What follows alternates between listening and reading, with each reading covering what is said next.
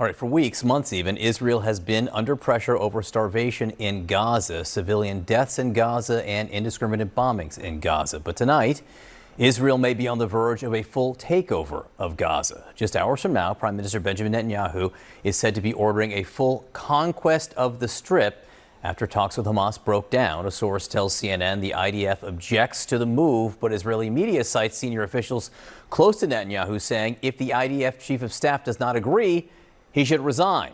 Joining us at our fifth seat at the table is Peter Beinart, author of Being Jewish After the Destruction of Gaza. So full occupation, Peter, what would that do? What would that change? I hope, but I also think this is a bluff. The Israeli people do not want this. I think what Netanyahu is trying to do is trying to bluff and hope that that will provide the ceasefire on terms that he wants. Because a full conquest of Gaza would be an utter catastrophe, a catastrophe for the Palestinians of Gaza who are already suffering immensely. And it would not save any hostages. It would actually put them in greater peril. And it would not destroy Hamas. Israel has been promising that it would destroy Hamas since October of 2023, and Hamas is still there. So this would be a catastrophe, but I suspect it won't happen, thank God. Brooke, would it? Well, look, whether it happens or not, frankly, the truth is Israel should have never left Gaza, because before 2005, we did not have a terrorist state. We had a booming economy. We had equality for the sexes. We didn't have gays being thrown off rooftops. But when Israel dragged every last man, woman, and child out of Gaza and exhumed the dead bodies because they knew what Hamas would do with it, we had a terror state, and that's a big mistake, and the world is yet to admit that. And the real question is, why is the world preventing Gazans from leaving Gaza? Why are they insisting that they remain as human hostages for Hamas and as civilian human shields? And the third point really is, are they refugees or are they not refugees? Because if Gazans are Palestinian refugees, then Gaza is not their home, and they should be relocated so that they are not used by Hamas as human shields.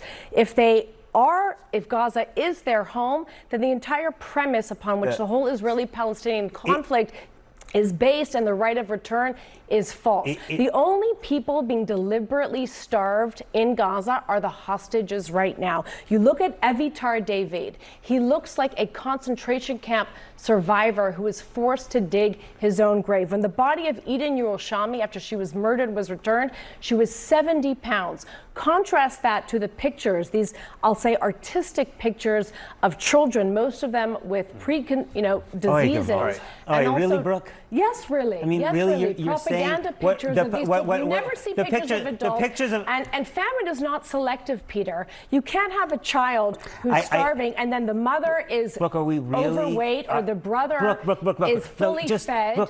The picture of Evitar David was horrifying.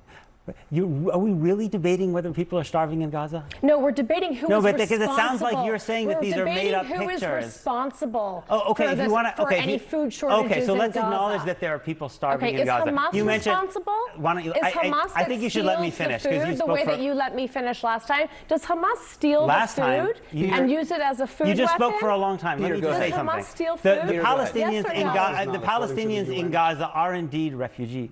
It's true. They are the descendants, most of them, of families that were expelled from Israel in 1948. So if Gaza is not habitable for them, because Israel has destroyed most of the schools, most of the churches, most of the mosques, most of the bakeries, most of the agriculture, most of the universities, then they should be allowed to return to the places from which they're from, which is not Burundi or Somalia or Rwanda. It's Israel. Right? If you want to give them a place to go out of Gaza, allow them to go back to the places from which their families were expelled. I think you have a problem with cause and effect. You like to blame Israel for everything. Israel did not destroy their hospitals, destroy their schools. No. The schools and the hospitals that I've been to have been used as places for rocket depots, and most of those hospitals are used as Hamas for their headquarters. Hamas is responsible. When you have your headquarters under a hospital and you shoot rockets into a civilian Where is Israel's population, military headquarters located? And you shoot... I have a question. Where is Israel, the Kiryat, Where is Israel's military locators headquarters? Is it in a remote area? Israel has military No, answer the question. everywhere. Where is Israel? Targets. No. Are they Brooke, you didn't answer my question. Where is Israel's military? It is in downtown Tel Aviv. So let me say that. They have a Israel's headquarters in Tel Aviv. You got to let me finish. Israel's military headquarters is in downtown Tel Aviv, right? Many of the apartment buildings in Tel Aviv house Israeli generals. Under international law, you don't have the right to destroy the schools around Israel's military headquarters or to Israel destroy. Does no, not let me finish. Shoot rockets from downtown Tel Aviv into civilian populations. Israel has its military infrastructure deeply embedded within the civilian infrastructure as well. And in international law, it would be a war crime to destroy a hospital or an apartment building in Tel Aviv because an Israeli general is there. Similarly, it is a violation of international law to destroy a hospital or university or school in Gaza just because you believe that there are Hamas. It is a violation of international law to use civilians as human shields. Can we agree on that? Yes, and do you support the temporary relocation of Gazans so that they're not used? God forbid I do not. I don't want Palestinians expelled again. The Palestinians were expelled in 1948. You want to expel them again? No. That's a war crime, bro. That's not what I said. Hang on one sec. Temporary. You think Israel's going to allow them back if they leave? Come on. All right. I want to bring others into this discussion if you want to be part of this discussion. But the question at hand is, given where things are now, this stalemate, would things be better if Israel took over Gaza, complete occupation? No, I actually think I think this issue is more nuanced than people give it credit for. And a lot of times we debate this issue on X or on Twitter. And you just saw these two individuals who are dug in, who believe with all their heart and all their might their particular points. And people try to debate this on Fox News or they try to debate it on X, and they miss it in totality. For example, Democrats, what I would go with is Democrats have to be able to say that, it's very difficult for Israel, and I'm a very pro-Israel Democrat, for Democrats to be able to simply say that Bibi Netanyahu, yes, he's an impediment to peace, but you also cannot negotiate with Hamas, who doesn't believe you have a right to exist. Occupation is something that we can't stand for. Starving Gazans are something that we cannot stand for. However, we have to be able to say that we need to bring every hostage home. It shouldn't be that difficult. It's not that hard. For us to have this debate. We're losing our humanity. There's a lot that Brooke said there. I don't have time to challenge it. I'm also not a Middle East relations guy. This is not going to be Ben Affleck and Sam Steen on Real Time with Bill Maher arguing about that years ago. Look, at the end of the day, I've been working with Project Unite Humanity, projectuh.org. They're helping with the relief efforts. My friend Dr. Robert Lowry, who went to the great school of Rutgers University here. This is something that's very personal to me. As I was telling you off air, that my niece is Palestinian that lives out in Colorado. But that doesn't absolve the fact that October 7th was horrific. That doesn't absolve the fact of what happened in those kibbutzes. That doesn't absolve the fact of that video that came out today of that person that looked like he was about 68 pounds or so walking through those tunnels, as well as the Palestinian children that look exactly like that human being. You should have the same level of ire for who's causing both. I know that Hamas is a terrorist organization, and how they came into power in 2007 and took over in that region, even though they were duly elected at first. I know all of that. The West has already admitted that Hamas is a terrorist organization. If we're admitting that we can't negotiate with terrorists, we can't expect the terrorists to be on the up and up. It's Israel that has to do this. And there's only one common denominator in these last 38 years in that entire region. His name is Benjamin Netanyahu. He's the one common denominator in all of this. He's from the PLA to every... The only thing I would disagree with you on is the fact that is the only common denominator. Because, yes, you can't diminish the fact that Hamas does not believe Israel has a right to exist. And if we're going to sit here and have this conversation, we have to acknowledge that Israel does have a right to exist. But they only exist. And my only point is, I hear you. They exist. We know that. And I hear you. You know and all I'm saying is that, I feel, for me, someone who simply says that Israel has the right to exist, and I believe Israel being an American value, but to watch those pictures of Palestinian children starving, it bothers me. Right, to my core, and I can't empathize with these two. I can't because hang on. Can I just put Can I put a bow on this real quick? And all I'm saying is that there is a space for all of us to simply say that we want this to come to a peaceful resolution where there should not be a decision between inhumanity and cruelty. Correct. And I should be able to say that Benjamin Netanyahu is an impediment to peace, and I should also be able to say that Hamas can go to hell. I should be able to say both of those. Yeah, but So hang on, Brooke. I'm going to talk. So I will say this. President Trump has said that he sees starvation in Gaza and it bothers him. He says that the First Lady Melania Trump sees starvation in Gaza and it bothers him. And the Vice President of the United States, J.D. Vance, says he sees starvation in Gaza and it bothers him. If that's the baseline here, then what do you do? And I go back to the question, the original question about you, and you jump in on any subject you want here, but occupation, reoccupation, full reoccupation of Gaza, what would that change? Would that free the hostages, for instance? So I was expecting to come in here like guns blazing, but I've been totally disarmed by Bakari, like legitimate to my core. Like I'm so moved by everything that you said, like at a very, very deep level. So thank you for that.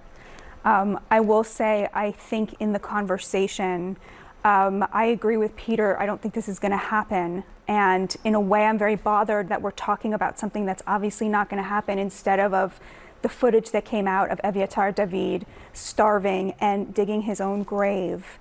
And it seems to me that that was a ploy on Hamas's behalf to show that they controlled the media narrative, that they could get the media to talk about the horrific hunger conditions in Gaza and then get the media not to talk about this starving young man, this innocent life who's literally being starved day by day because they control the mainstream liberal media. And what they've done is they've made it such, they've cut themselves out of the story. And so people there's a fundamental inability to blame Hamas. People will say, I condemn Hamas, but they never blame them because there's this view that the party with less power has zero moral responsibilities, and thus all the moral responsibility is on Israel. And I think we need to reject that kind of thinking because Hamas is to blame for this. And I say that despite having things that we all agree Israel could have done much better and much differently. Peter, Hamas I'm going to go to Peter and then we'll take a break. Peter, go ahead. Hamas is 100% responsible for the horrific conditions they're holding Eviatar David in, and for the people they killed on October 7th, and for everyone they kidnapped. Absolutely. But Hamas is not responsible for the fact that Israel cut off all food, water, and fuel to Gaza for almost 3 months this year. Israel has to take responsibility for its war crimes, just as Hamas has to take responsibility for its. I don't think they should have done that, but when they did do that, there was a store of 4 to 6 months worth of aid within evidently not. Gaza. Evidently not. It was poorly handled. I Evidently totally not. think it was poorly handled, but they believed that there was enough food there. The distribution broke down I think the horrifically. frustration- Do you think Bezalel Smotrich and Itamar Ben-Gvir, who are both key positions in this government, really cared that much I don't care whether there what was they enough care. food? I don't They're think they important matter. people in They're this. not. They matter a They're lot. not. I don't think They this. don't matter I don't at think this all. government cared very much about whether there was enough food. All right, in Mike, Gaza. you're going to have the last word here, then we go to break. I mean, I just want to echo what a friend of mine who's a war correspondent for another network that I used to work at down the street, we're not going to mention him, Fox News, but he said this on Twitter, and as he's done his reporting, we're losing our humanity.